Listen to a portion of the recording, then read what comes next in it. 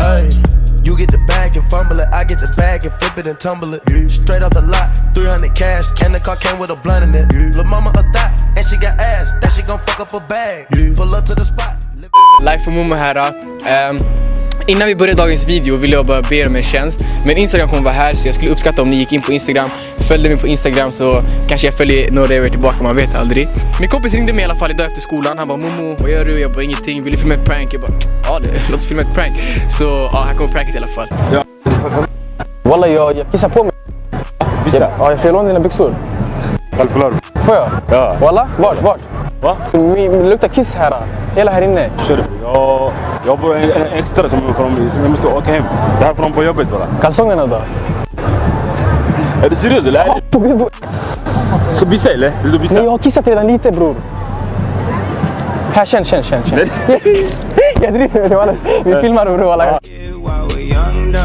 Young, dumb and broke. Young, dumb and broke.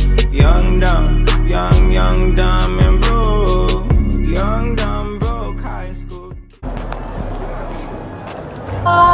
Ursäkta? Dansa, okej. Ja, du kan inte. Det visar turer, ser du det? Ja, okej. Man följer en strikt vänster. Jaha, okej. Det ser vackert ut. Men Det ser jättevackert ut. när någon inte kan, så blir det... Ja, nej men det ser så fridfullt ut. Jag vill hoppa in. Rofullt var ordet. Ja, men exakt. Jävla mysigt. Är det din fru där? Va? Är du upptagen eller har du fru? Jag tyckte du var rätt söt. Jag tänkte om du ville gå på dejt med mig. Okej, då får jag önska en tjej. Samma. Ha det bra.